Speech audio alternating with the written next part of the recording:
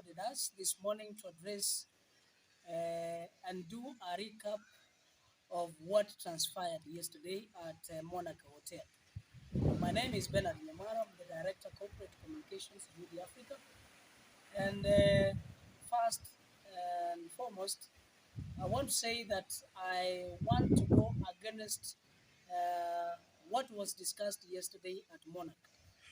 I know that the organizers of the meeting held at Monarch uh, did not prepare well and organize themselves for the good of the people of Kisii. Now we know what the Act of Parties indicate from the Register of Parties and all the constitutional clauses and laws and regulations that describe uh, the values, ideals of party formation, but party growth and the continuity.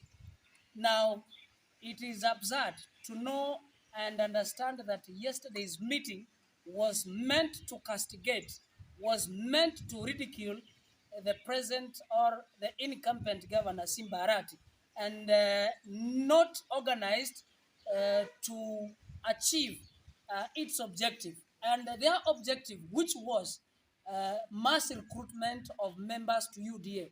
We know that when a party is doing mass recruitment, first it must bring out its vision, its mandate, its objectives, its values, and also the benefits that when one will be able to become the member of that party will earn from it. Sadly, all members, the members of parliament who were present at the Monarch, stood one by one, castigating and pointing fingers to the incumbent governor on his misgoings. We know there is no Lord, there is no Jesus on earth. And to them also, they are not Jesus. They have not been sent. They were not sent yesterday from heaven as angels or brothers to Jesus Christ to castigate the incumbent governor of what he has done and what he has not done. It is a sorry state to realize that Manduku left Nyaribari Masaba yesterday only to say that he was following Zairi Janda for his death.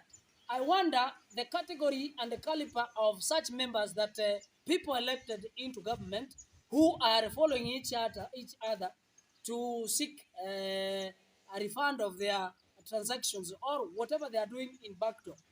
And also, I want to say that yesterday, the Member of Parliament Kitutu Chache South, Honorable Kibagent, it should go on record that he was called by the county commissioner to discuss, to assure the government of the day that the meeting which was being conducted at Monarch will not be disrupted by him. And the Member of Parliament assured the county commissioner that he didn't have any interest because that was a different party affair and he was not involved. I now call upon all our members of parliament who attended yesterday's meeting at Monarch to come back to their conscience and tell us and tell the people of Kisii whether they have really achieved what they were elected for.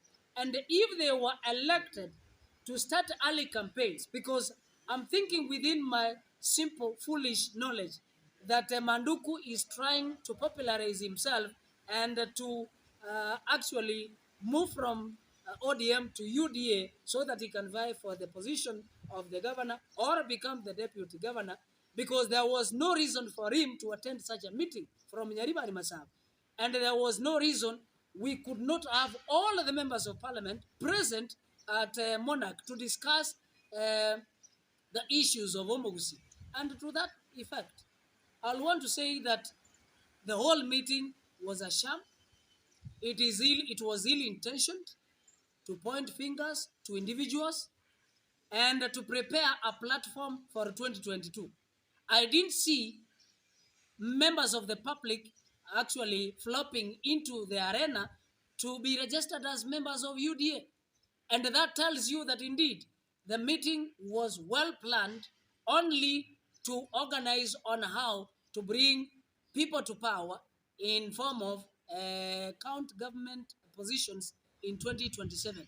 And so I'm asking all our members, the members of parliament, that indeed, if you wanted to have a platform to organize for the political positions in 2022, you could have called all the members of parliament, all the MCAs and former MCAs to discuss this agenda. Otherwise, I want to thank everybody and every one of us for being with us and in this cause. And I have said it many times that indeed our critique should be positive. I don't critique Governor Simpa. And I can tell you that in the 9 months I have been in these issues, you have been giving me these opportunities.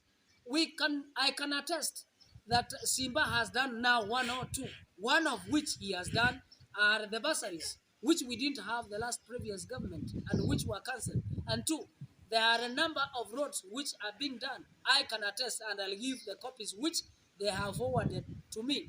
And that does not mean that I have become or I'm supporting Simba authoritatively. I'm asking Simba that you have known now that the war has started. You need to pull up your socks, do what the members or the citizens of Kisii County voted for you to do. Ensure that you outsmart these people. And the members of our parliament, it is too early. Get back to your platform and your areas of jurisdiction and ensure that you have done what the citizens engage.